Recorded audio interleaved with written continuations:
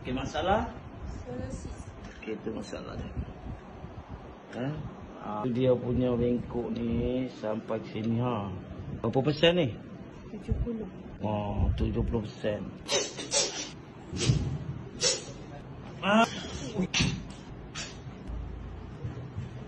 Tunggu tak? Bonjol ni tak ada dah. Okey. Lepas dah buat? Rasa tulang tu tegak?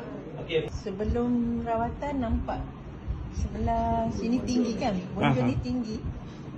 Memang nampak ketara sangat lah. Sekarang? Alhamdulillah. Okey. Dah lepas rawatan nampak kata. Okey. Tulang belakang pun nampak dah. Straight. Straight. Ada tulang Ada tulang. Okey. Asal bengkok S. Asal bengkok.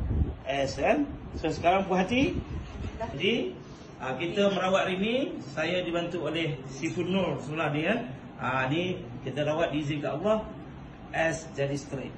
Please like and share, follow Team Master DS Syamiari.